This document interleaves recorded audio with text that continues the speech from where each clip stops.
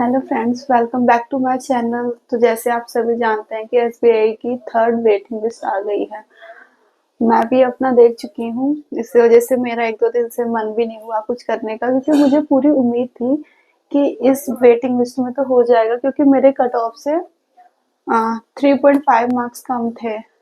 तो मुझे लगा था कि इतनी कम तो चली ही जाएगी। बट जब मैंने देखा तो नहीं हुआ, तो मुझे ऐसे लगा कि एक क्वेश्चन ही कुछ गलत नहीं करती मैं, या फिर ये नहीं और थोड़ा अटेम्प्ट कर देती। उन्हें एक रिग्रेट रह जाता है कि ऐसे कर देती तो वो हो जाता।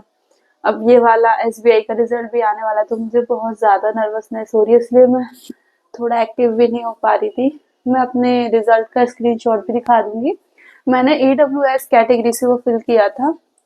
मेरे 69 मार्क्स थे और कट ऑफ थी 72 समथिंग, कुछ कट ऑफ थी।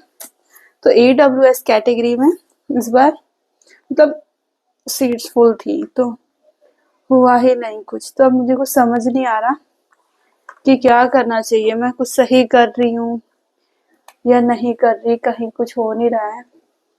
प्राइवेट सेक्टर की तरफ जाना चाहिए, क्या करना चाहिए, क्योंकि वो बहुत सारे प्रोग्राम्स भी प्राइवेट बैंकिंग कराती रहती है। अगर प्राइवेट, और मुझे समझ नहीं आ रहा प्राइवेट बैंक को ज्वाइन कैसे करना है, क्योंकि उन्हें भी एक्सपीरियंस चाहिए होता है।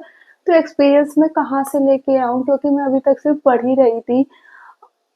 और ऐसा एक्सपीरियंस मैं कहाँ से, जब मैं कुछ करना शुरू करूंगी तभी तो किसी के पास भी एक्सपीरियंस आएगा। तो ऐसा लग रहा है सब कुछ खत्म हो गया है। और मेरी भी कुछ पर्सनल इश्यूज हैं। समझ नहीं आ रहा मुझे क्या करना चाहिए। ये वाला रिजल्ट भी आने वाला, मुझे इतना ज्यादा नर्वसनेस हो रही है, पढ़ने का भी मन नहीं हो रहा। मैं सोच रही पीओ टारगेट करूं, और मैं कर भी रही थी इतने दिन से। मैं वीडियोस भी डाल रही थी और भी सब कुछ कर रही थी, लेकिन अब सब रुक गया है। अभी कुछ नहीं हो रहा है, कुछ मन नहीं कर रहा है करने का। हाँ, जिन लोगों का भी हो गया हो, इतने दिनों से वेट कर रहे हो वेटिंग, तो उन सबको कॉन्ग्रेचुलेशन। बहुत सबने ऑफ कोर्स मुझसे ज्यादा ही मेहनत की थी जिनका हो गया है। और इस बार मुझे लग रहा था ना कि हो जाएगा, चांसेस है। बट कभी कभी ऐसा होता है कुछ भी आपके फेवर में नहीं हो रहा होता है। तो मेरा भी वही फेज चल रहा है जिसमें मेरे फेवर में कुछ हो नहीं रहा है। इतना नेगेटिव नहीं होती हूँ।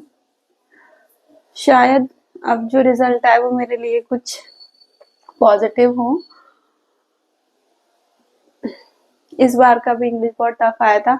लास्ट बार जीए बहुत टफ आया था, इस बार इंग्लिश बहुत टफ आया था। जबकि हम बोलते हैं ना हर सेक्शन पे मेहनत करो तो सब थोड़ा हो जाएगा, बट कोई सेक्शन ही इतना टफ हो जाता है कि नेगेटिव मार्किंग। इस बार का इंग्लिश भी बहुत, मुझे तो बहुत ही टफ लगा था, मुझे समझ ही नहीं आ रहा था। अब बस रिजल्ट का वेट है, रिजल्ट ही बताएगा क्या होगा। ऑल द बेस्ट एवरीवन, जो भी एसबीआई क्लर्क के रिजल्ट का वेट कर रहे हैं, all the very best. Hope for the best. सबका तो नहीं होगा, बट उन्हीं का होगा जिन्होंने बहुत ज्यादा मेहनत की होगी। और मेहनत के साथ साथ जिसकी किस्मत भी साथ दे जाएगी। मुझे ऐसा लगता है कि मेहनत तो सभी कर रहे हैं, बट उस 3 घंटे में जो जिसके साथ सब सही होता है, उसका presence of mind, selection of question, सब कुछ वो उन 3 घंटे में ही डिसाइड होता है। बोलते हैं ना, single sheet can't decide your destiny. मुझे लगता है इस कंपटीशन एग्जाम की तरफ अगर आए तो डिसाइड कर देता है भाई। तो ठीक है, होप फॉर द बेस्ट। मुझे भी समझ नहीं आ रहा क्या बोलना चाहिए, और मैं स्क्रीनशॉट्स लगा दूंगी। Thank you for watching.